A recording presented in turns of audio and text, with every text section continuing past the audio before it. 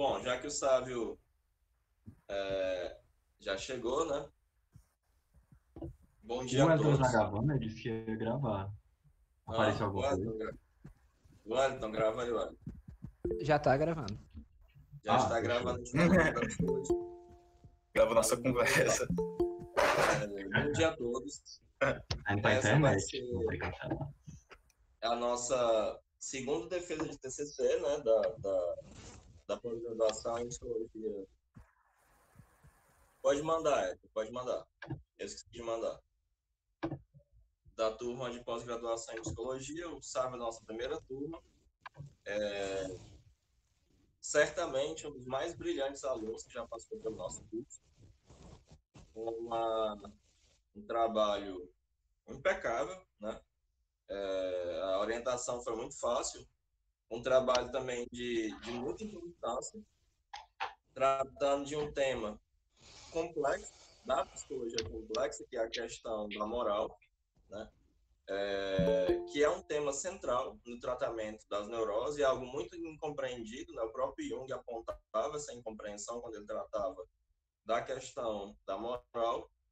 E hoje, para participar da banca, nós temos dois professores, o professor Ícaro, que é formado em psicologia pela Universidade Central do Ceará, mestre pelo programa de pós-graduação em filosofia da Universidade Federal do Piauí e atualmente é doutorando pela Universidade Federal de Santa Catarina, atuando principalmente nos temas epistemologia, fenomenologia, metafísica e psicopatologia. Nós temos o professor Fernando Henrique, que é formado também pela Universidade Federal do Ceará em psicologia, especialista em testes pela Universidade Unicristos e é um dos professores que compõem o quadro de professores da nossa pós-graduação. Então, sem maiores delongas, eu passo a palavra para o Sávio, que vai ter 15 minutos para apresentar o seu trabalho, e em seguida passo a palavra às pessoas da banca. É isso, gente. Pois, pronto, né? Vamos lá. São 9h02, então eu tenho até 9h17, mais ou menos. E aí, também, qualquer coisa, eu vou ficar sem ver vocês e sem ver o chat, porque eu tenho que mudar de página para ir para a apresentação. Mas qualquer coisa, falem verbalmente que eu tenho que escutar. Pois, então é isso, né? Prazer, meu nome é Sávio, sou pós-graduando da especialização de Psicologia Junguiana do Instituto Delos, com parceria do Centro Universitário Ateneu. E a minha apresentação hoje vai ser sobre as repercussões psicológicas da moral manifesta na alma, contribuições a partir da psicologia complexa. Quando eu estava pensando nessa apresentação, eu acabei pegando um texto curto, né, o texto do meu artigo, e fui selecionando algumas partes para colocar na apresentação. Então,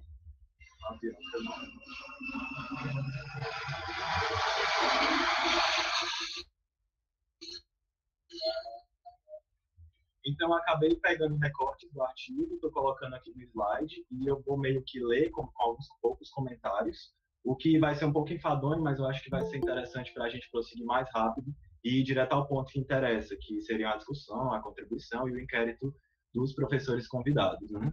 Então, vamos lá. Essa é a epígrafe do meu trabalho. A verdade é aquilo que lhe dá o sofrimento mais adequado para não se tornar arrogante. Interessantíssimo, especialmente para a psicologia e para a neurose, esse termo adequado, né, que é categorizado o sofrimento. Mas vamos lá. Então, como eu comecei o trabalho? A psicologia complexa de Jung sempre foi sustentada empiricamente em sistemas científicos, filosóficos, mitológicos ou clínicos, todos fenômenos decorrentes do funcionamento psicogeral humano.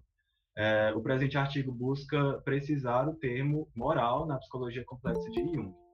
E, de antemão, eu já dou um sobreaviso de que não caberia à psicologia tratar de um moralismo, de uma moralidade estereotipada, de uma imposição moral universal, mas sim de um modelo geral de funcionamento, contraditório em si mesmo e com validade apenas relativa.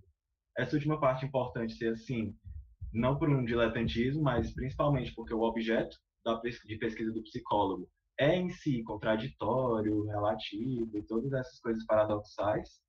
Então, cabe à psicologia justamente isso, fazer proposições de um modelo geral, mas que respeitem e não violentem a característica do próprio objeto. Ahn, Em seguida, eu já entro mais no entendimento de moral, que ela é uma categoria do nominalismo culto junguiano de fenômenos empiricamente observáveis.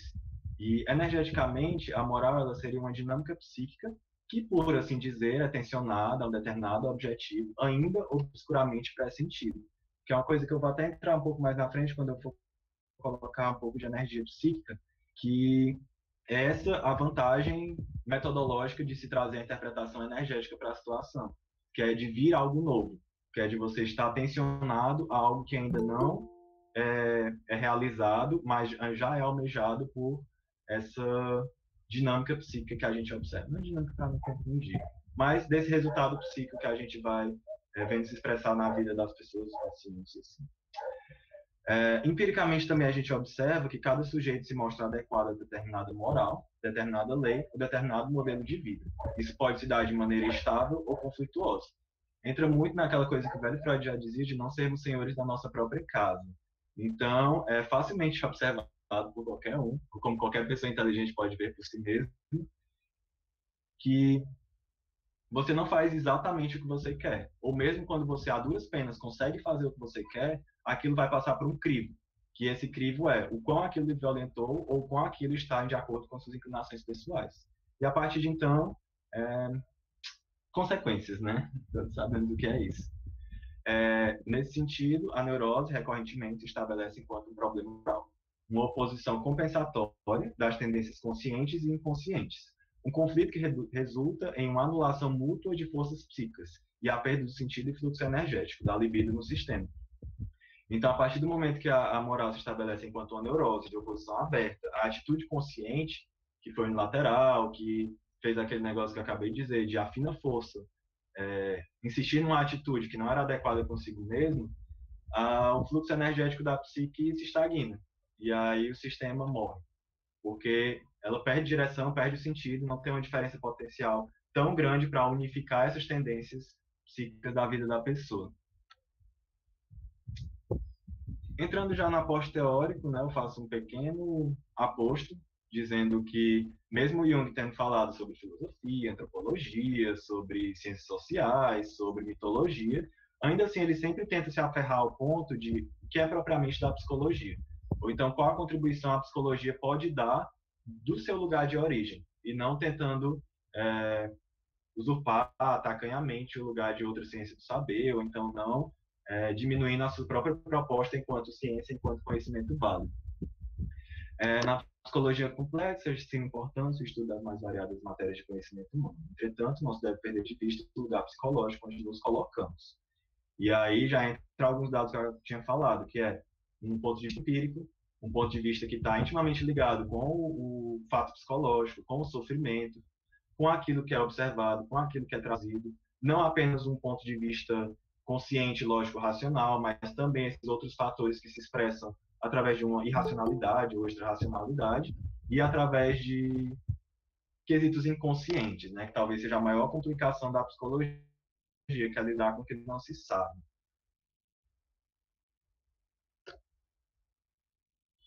Entrando na ordem moral como dado empírico. A psicologia junguiana se vê em estreita relação com o fato psicológico. Assim, a moral se valida enquanto brotamento recorrente e espontâneo, social e individual, influenciando efetivamente no dia a dia das pessoas. Aqui tem uma característica muito importante do Jung, que seria o pragmatismo, que é importante que isso seja espontâneo, que isso seja recorrente, e é importante que a psicologia se debruce por isso, justamente porque é independente da vontade, é independente do querer, é independente de uma lógica abstrata per se, mas é justamente um fato empírico que se impõe. E sendo um fato empírico anímico que se impõe, a gente tem que observar, estreitar laços e tentar lidar com isso da melhor forma, individualmente e cientificamente, né, digamos assim, esse campo de discussão pública de conhecimento. Algumas vezes a lei moral se apresenta de modo social, outras vezes de modo individual, compatível ou não com a moral comunitária vigente. Nesse sentido, era até uma coisa que eu estava precisando colocar de modo mais certeiro, que existe esse aspecto tradicional, mas que o indivíduo tem uma individualidade, né, para Jung, os grandes passos, eles sempre são individuais, mas a partir que uma individualidade dá esse passo, ele pode repercutir em outras pessoas, e repercutir em uma comunidade, e se estabelecer de modo comunitário. que é o que a gente fala de tradição, né? Que é o que a gente fala de um modo social em que a maioria daquelas pessoas daquela comunidade foi receptiva a. E existem também algumas pessoas que percorrem esse caminho da individualidade, mas que simplesmente não têm compatibilidade com a maioria. Diante de tal tensionamento, resta a dissolução da estagnação com a resposta que abrange o paradoxo. Essa briga que tem, né, entre você e o seu lado social, a sua comunidade ou as suas raízes, e o seu tensionamento a uma individualidade. Isso decorre numa dissociação neurótica, e aí a solução seria pegar esse tensionamento e superar esse paradoxo com uma terceira direção, de um fluxo energético. Aí eu faço uma pequena diferenciação entre moral pública e moral privada, bem breve mesmo, só porque não poderia deixar de falar. A moral tradicional é adequada e transmitida socialmente pela cultura. Uma rede social e psicológica condizente com pessoas não vocacionadas à individualidade, estricto senso, satisfeitas em ser o seu papel social. Não há grande interesse em diferenciar da tradição. As pessoas estão felizes em ser, e tudo bem para elas, simplesmente estarem naquele grande movimento daquela sociedade e comunidade. Moral tradicional e moral individual, a moral hegemônica pública só é assim, pois corresponde à inclinação da maioria. Isso é muito importante para a gente não demonizar a hegemonia pública, ou então não demonizar essa via comum. Agora, demonizar sim, quando essa via comum se torna tirânica, a ponto de jogar uma pá de cal em qualquer individualidade que surgir, porque isso sim é muito violento. E já em outros casos, faz-se necessário um processo de diferenciação da moral pública e tradicional e a procura e elaboração de outra, para então viver a sua própria realidade. Ainda que individual não significa uma postura individualista, é uma coisa que o Jung está sempre colocando, que individuação não quer dizer você ser infantilmente oposto a tudo aquilo que é hegemônico, tudo aquilo que é autoridade. Um movimento de progressão e regressão da libido. Então, essa é um pouco da descrição de como vai acontecer essa transição. Há regras e não há regras. Qualquer afirmação em psicologia só é verdadeira se, somente se eu também afirmar o seu oposto, que é como eu tinha falado da questão do objeto. Antinomias em psicologia, então também existe a antinomia na abordagem da moral. É impossível estabelecer qualquer moral que corresponda à diversidade humana, pois esta lei é fadada a coexistir com seu antônimo. Já entra nas especificidades da definição que a psicologia poderia dar ou poderia se propor. O método junguiano contribui com parâmetros gerais de uma moral mais condizente consigo mesmo, não uma moral estereotipada, mas uma moral individual, sendo essa individualidade podendo ou não corresponder à generalidade ou à comunidade, na regionalidade daquela expressão.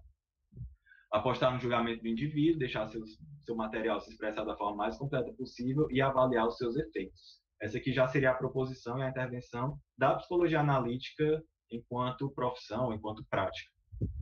Não cabe a nenhuma autoridade médica sentenciar a moral do sujeito. Muita gente precisa escutar isso hoje em dia, especialmente profissionais de saúde. Entrando já um pouco no afinamento na discussão, a neurose como desvio moral. Não é exagero quando a psicologia complexa leva a moral a um estatuto de lei psíquica. Leis com consequências e com punições. Ilustra a partir do relato de caso do Jung. Era um homem que ele tinha uma profunda análise intelectual do eu, ele conhecia muito de psicanálise e da psiquiatria da época, e o reconhecimento de alguns de seus conteúdos inconscientes. No entanto, ele não tinha a sua neurose curada, ele vivia sofrendo e padecendo desse mal.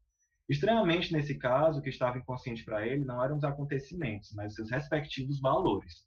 Isso aí é um caso que tem a referência bonitinha, mas ele fala no desenvolvimento da personalidade, na natureza da psique e no vida simbólica. O caso desse cara é que ele se aproveitava, depois de conversar com ele, ele escutou isso normalmente, estranhou e depois pontuou, que ele se aproveitava do dinheiro que uma professora tinha para fazer viagens luxuosas. Ele era o sugar baby dessa mulher, e aí ele meio que, mesmo com consentimento mútuo, isso acabava infringindo uma lei interna em que ele padecia desse mal.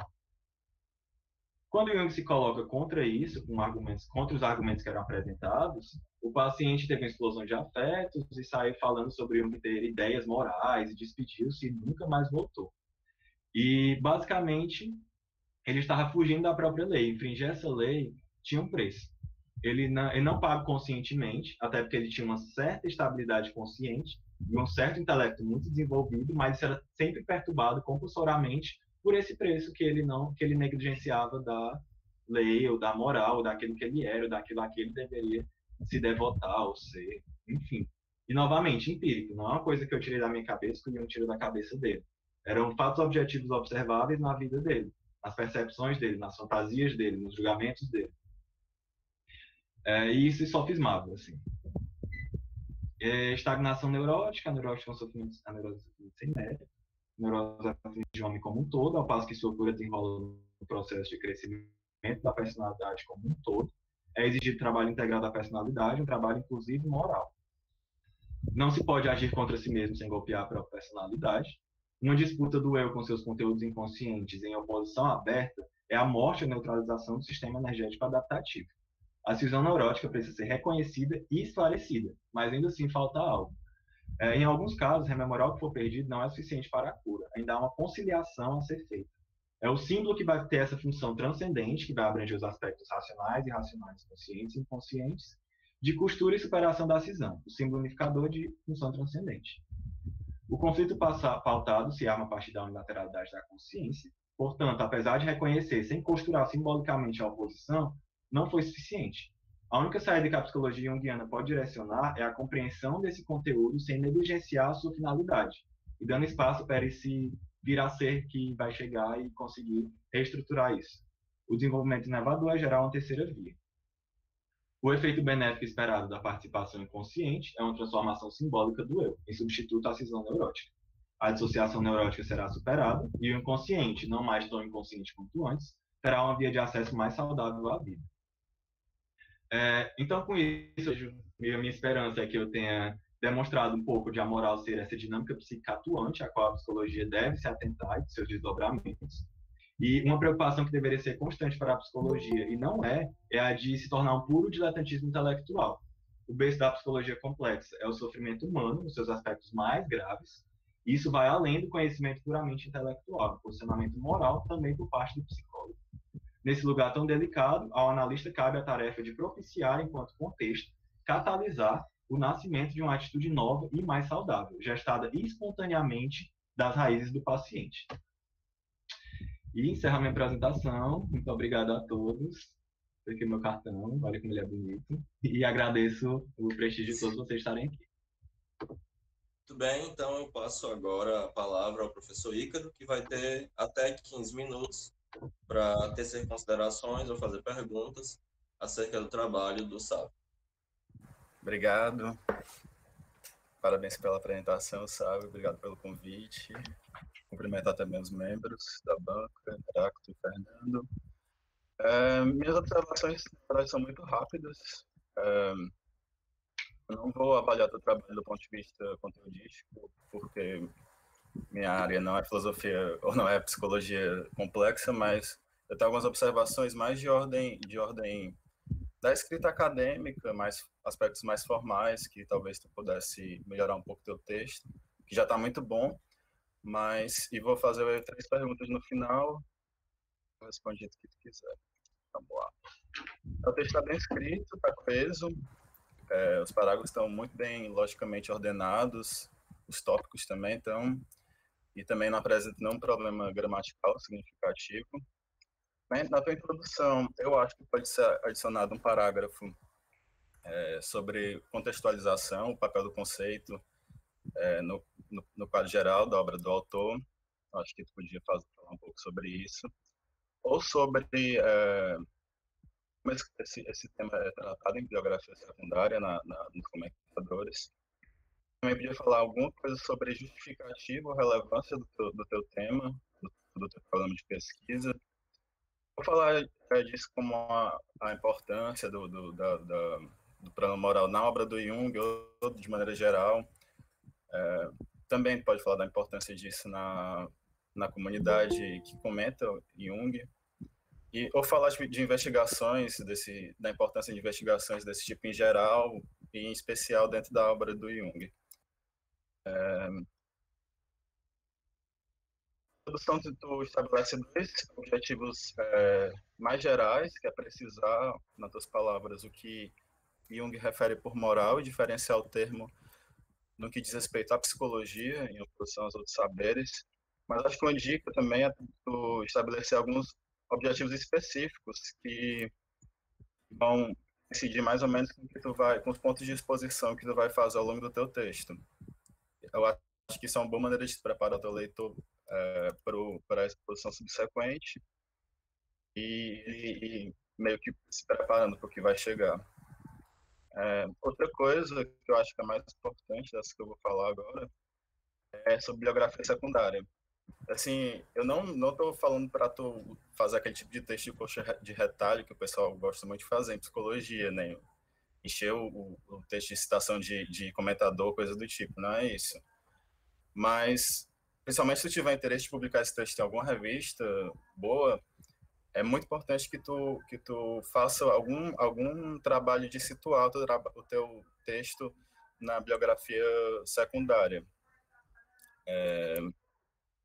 Tu pode, e tu não precisa mudar estruturalmente o trabalho para fazer isso, tu pode até fazer numa nota de rodapé, um parágrafo adicional, mas para dizer como é que o teu trabalho se situa ao longo dos trabalhos sobre a temática já publicados. Tu pode falar diferenças de conclusão, ou semelhanças de conclusão, o que é que tu chegou que era próximo a que outro autor chegou, que tu discordou, coisas do tipo. Também pode falar de diferenças de recorte, o trabalho foi até certo ponto que tais trabalhos não foram, então eu acho, principalmente se tu tiver interesse em publicar, eu acho muito importante que tu faça uma revisãozinha de bibliografia secundária, nem que seja só nos autores mais importantes, mais citados, etc.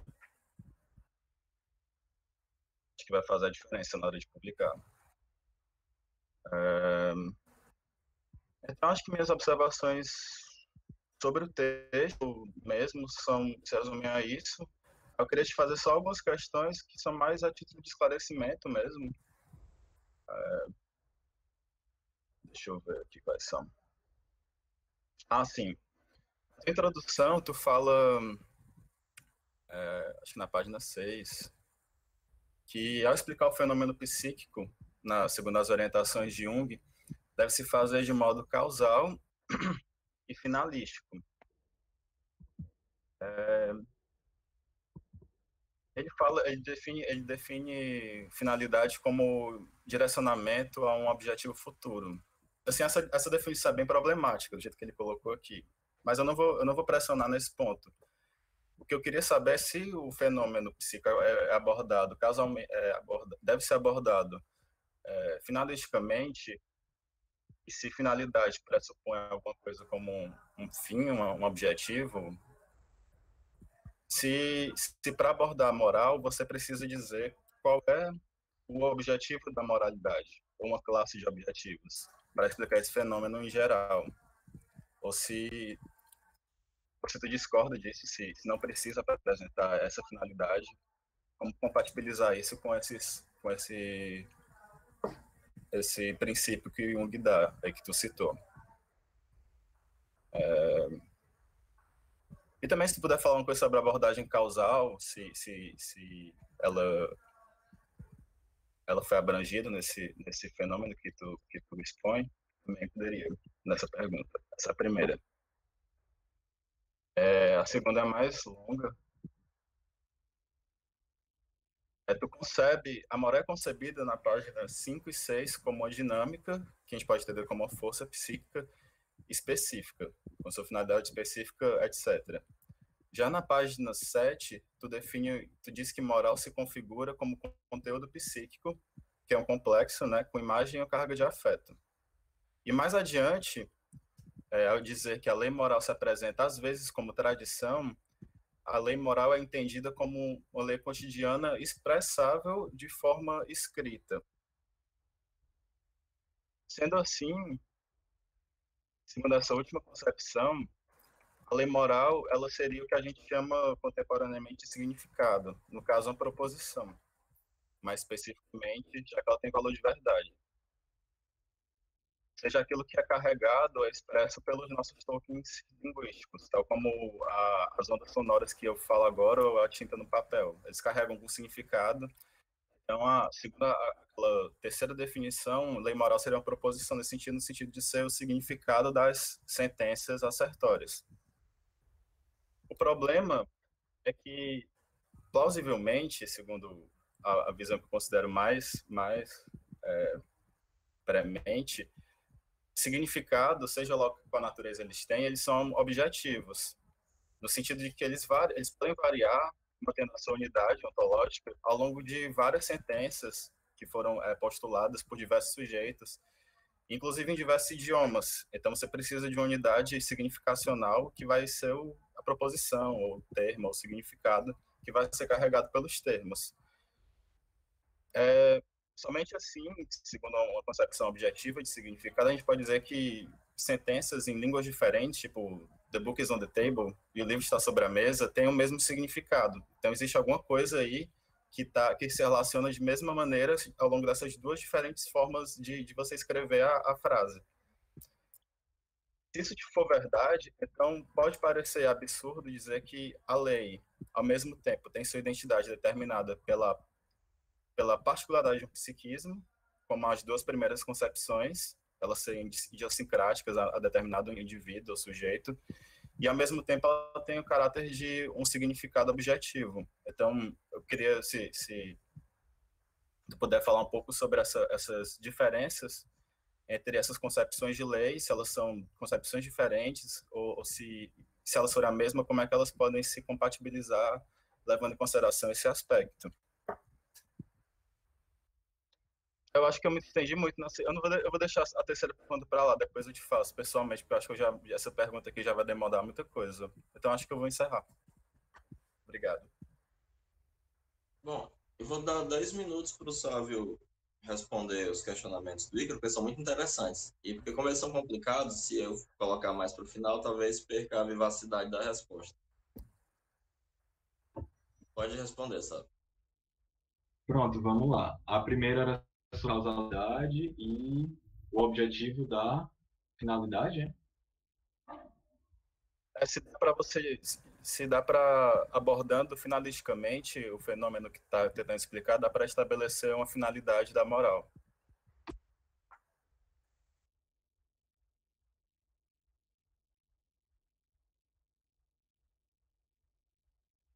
Tá sem som, Sávio, tá sem som. O computador tá meio velho. Mas sim, a causalidade, não como necessariamente se estudou, mas pela mediação que eu tive com o Jung, tudo que eu vi muito aprofundado pelo via dele, ele coloca que existe a causalidade científica, né, do todo o mecanicismo, positivismo e tal, e que na psicologia ou nessas ciências do espírito se estruturou muito com o método redutivo, que era uma coisa que o Adler fazia, o Freud fazia, que era justamente você encontrar a causa daquele sofrimento psíquico.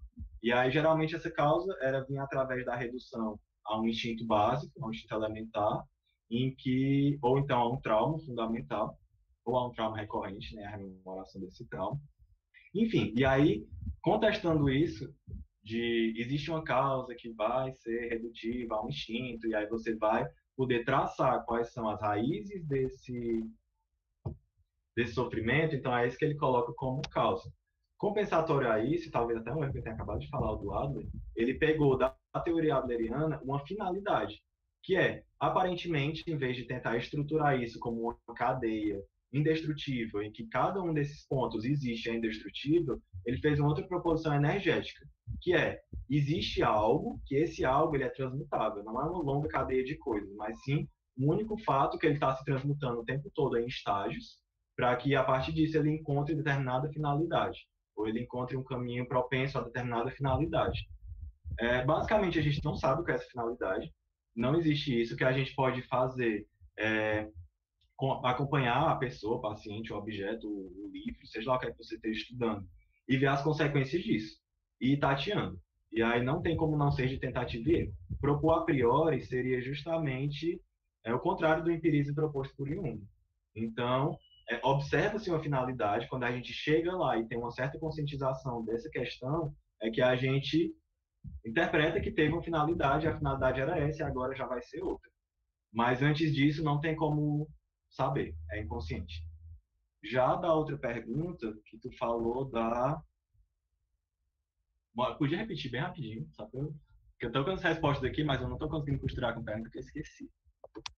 Era basicamente sobre o fato de a moral, tal como aparece no teu texto, ser atribuída tanto para uma força psíquica, como para um complexo, um conteúdo psíquico, e como para conteúdos de sentenças. Como compatibilizar isso? Pronto. Que até tu tava falando sobre o significado, né? Cara, assim, isso tudo que tu falou de significado, eu entendi e não teve uma certa incompatibilidade, porque eu estava pensando justamente num significado inconsciente. Sendo essa lei que repercute na vivência das pessoas, sendo essa lei que repercute nos afetos, sendo essa lei que pode ser expressada simbolicamente ou não por uma lei jurídica, ela é a expressão desse fato desconhecido que a gente chama de uma moralidade e que esteticamente pode se estruturar nessa lei escrita. Ou como pode se estruturar, por exemplo, num filme ou em alguma coisa assim. Mas isso seria uma dessas expressões. Então, o significado, ele teria isso de objetividade enquanto inconsciente. E aí todo o resto, todas as expressões disso seriam permeadas pela subjetividade. E aí é que entra naquele ponto. Se for simbólico, se for uma vivência verdadeira, que condizer com as inclinações pessoais da pessoa, ela vai ser simbólica, que aí abrange a objetividade propositiva inconsciente e abrange a participação e a expressão da consciência na realização disso tudo.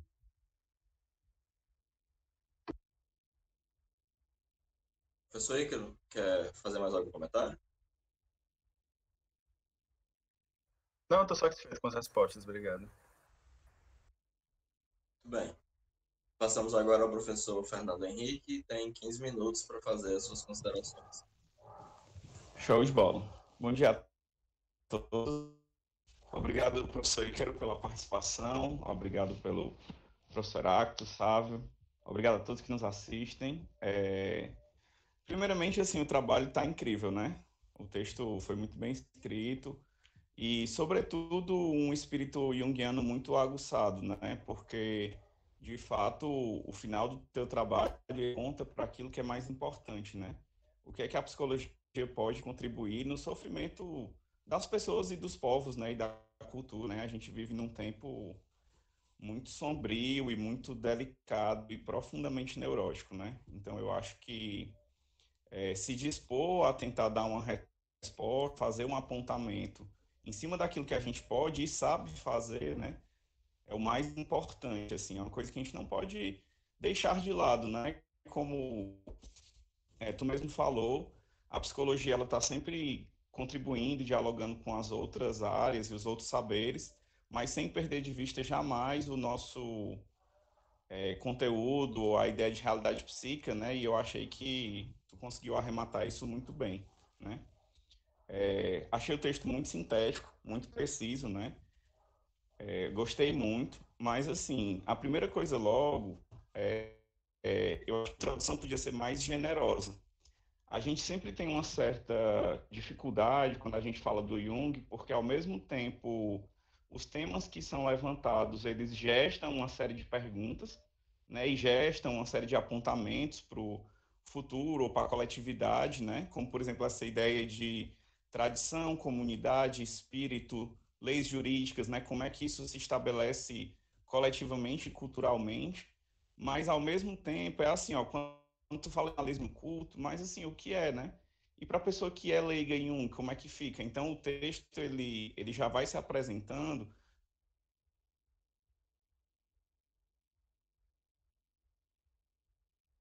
E quando tu fala do que é isso distancia um pouco do leitor que não está acostumado, né? Então, de Eu não certa entendi, só forma... repetir, por favor, porque deu uma travada. Oi, tá ouvindo Deu uma agora? travada. Uhum. Tá Só volta ouvindo? uns Pronto. frases aí. Não, quando tu fala de nominalismo culto, quando tu fala de finalidade, teleologia, quando tu fala de moral, e quando tu fala de neurose logo na introdução, então tu já coloca o teu leitor como alguém familiarizado com a obra do Jung, né? E isso, por um lado, é óbvio que vai acontecer, porque de fato a gente não pode passar o resto da vida na introdução, mas ao mesmo tempo a gente tem que ter uma consciência de que a gente está muito nesse lugar, né? De introduzir, de colocar, de tornar acessível.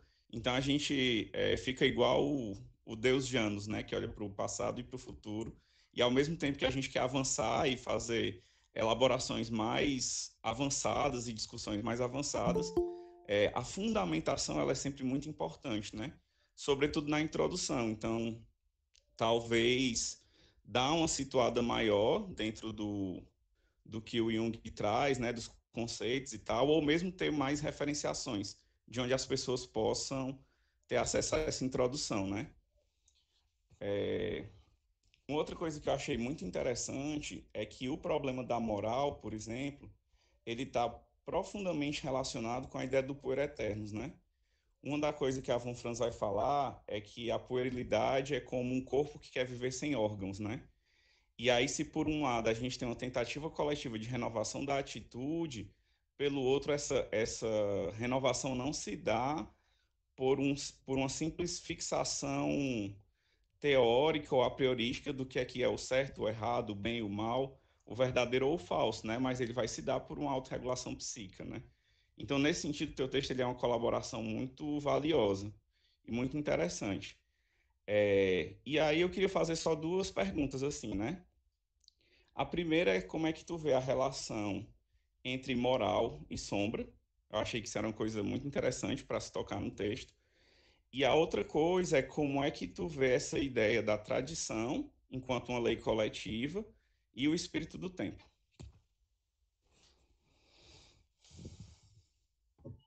Então, vamos lá, né? A primeira, acho que vai responder mais a segunda. Eu detesto. Mas trazendo especificamente um pouco de desenvolvimento mais intelectual, cara, é aquela coisa, né? Como a gente, até o que eu tô falando, a gente está vendo um movimento de mitologia criativa, então basicamente a gente não tem mais essa costura social hegemônica. E aí tem a galera que é reacionária, tratando especificamente da questão brasileira. Inclusive, eu quase não posto no Instagram, hoje eu postei, porque, pelo amor de Deus, pessoas antivacinas, tomara que ninguém da minha família seja. Mas, então, o pessoal está muito reacionário a isso, então eles estão se aferrando ao moralismo. Não enquanto a uma moralismo bem estruturado, não é que é completamente esquizofrênica. Tipo assim, a galera bolsonarista é tudo menos qualquer tipo de cristãos. E aí você vê que é justamente um apego a uma lei completamente dissociada da realidade, incoerente, completamente bizarra, que vai simplesmente responder a esse afeto louco de estar perdido. Então, você vai dar vazão a essa raiva, a esse ódio, a essa sensação de estar perdido da forma mais destrutiva e infantil possível, que seria através desse moralismo tirânico, impositivo e estéril. Porque ele não gera nada para você, não gera nada para ninguém. O máximo que ele gera é um alívio, uma reação do seu ódio. Talvez assim que eu veja mais esse espírito do tempo. Já, por outro lado, existem algumas tradições que há muitas duras penas, eles estão tentando manter sua tradição muito viva. E eu estou acompanhando isso, me aproximando mais um pouco pela internet do movimento indígena. Que existem algumas aldeias que eles estão muito fortes em lutar contra essa pressão para dizimar. E não seria nem de ficar parado no tempo, mas justamente não vir uma força externa que quer dizimar a cultura deles. E aí eu estava até acompanhando o Christian Wariu, que ele é um chavante, que ele teve um rito de passagem. E ele descrevendo isso, você vê que é uma coisa muito simbólica. E ele até fala, cara, quando eu vou passar por alguma coisa na minha vida hoje, quando eu acho que eu tenho que enfrentar alguma coisa, eu lembro daquela coisa que eu passei. E lembrando dessa coisa que eu passei, eu me sinto mais forte. E desde aquele dia eu sou mais forte, eu sou mais saudável. E isso é como se fosse um modelo e um parâmetro de vida. Então, eles têm ainda isso, essa tradição viva. E isso não quer dizer estático nem morto no tempo, mas quer dizer não destruído por forças externas. Aí, qual foi a primeira pergunta, que eu não lembro mais?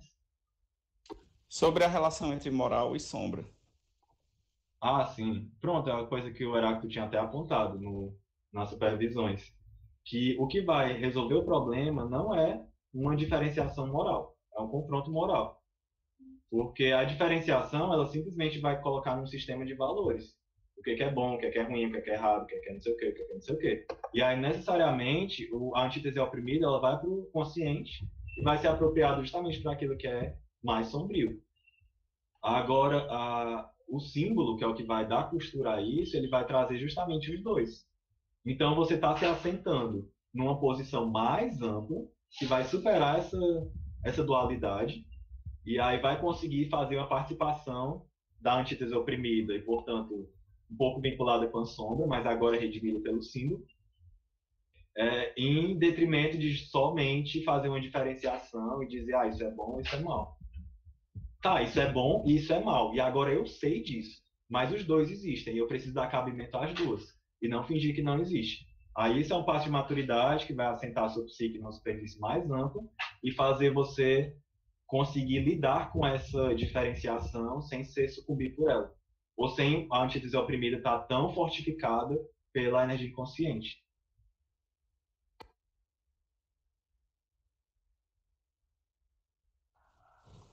Perfeito, cara. Excelente. Estou satisfeito com as respostas. Parabéns pelo texto, né? Queria, inclusive, indicar, talvez, 2 textos que dialogam muito com o teu trabalho, né? Que é o Individuação dos Contos de Fada, da Von Franz, sobre essa ideia da renovação da atitude coletiva, né? Que é uma coisa muito interessante, que dá para fazer um diálogo massa com a coisa da moral, justo porque a saída que a gente tem é justo de olhar para a própria alma, né? A aposta do Jung é essa, né? E o outro foi um texto que foi traduzido por um coletivo de junguianos aqui do Brasil, que é uma palestra da Von Franz, que ela vai falar sobre o reavivamento da função sentimento como um grande trabalho da vida do Jung, né? E aí eu acho que seria uma colaboração massa, porque é o texto dela talvez mais recente em que ela fala sobre isso, né? Foi um texto que ela... Uma palestra, na verdade, que ela deu pouco antes de morrer e tal. E eu acho que seria muito massa se isso fosse, de alguma forma, dialogado, né? Com o teu texto e tal. Mas é isso. Valeu. Bom, agora nós deveríamos ir para outra sala e discutir a nota, mas acho que a gente já discutiu, né, gente? Não precisa disso, precisa? Bom, sabe, você está aprovado com 10, magna cum laude, né? Infelizmente não existe mais na academia essa designação, mas se existisse você certamente mereceria magna cum laude. E é isso, parabéns. Eu espero que as nossas próximas apresentações e defesas mantenham esse mesmo nível de rigor e guarde esse agudo espírito junguiano, como disse o Fernando, né? Então, é isso, gente. Está aprovadíssimo com nota 10. Agradeço ao professor Ícaro, ao professor Fernando. Inclusive, eu achei que as considerações que o Ícaro fez mereceriam um debate mais interessante. Podia até marcar de fazer isso, né? Para conversar a respeito dessas questões. Eu fico coçando para responder. Mas a gente tem esse papel. São questões mais de debate mesmo. Mas eu gostei das respostas, de qualquer maneira. Sim, foram muito boas, muito boas. Mas é interessante essa discussão com a filosofia até para afiar a psicologia analítica, né? E a nossa capacidade de fazer conexões e discussões e interconexões. Então é isso, gente. Sabe, está aí aprovadíssimo, né? Trabalho impecável e esperar pelos próximos passos de Menino Sávio, até ele um dia voltar aqui como doutor, dando aula aqui para nós. É isso, gente. Até mais. Muito obrigado a todos. Obrigado. Valeu, tchau, tchau.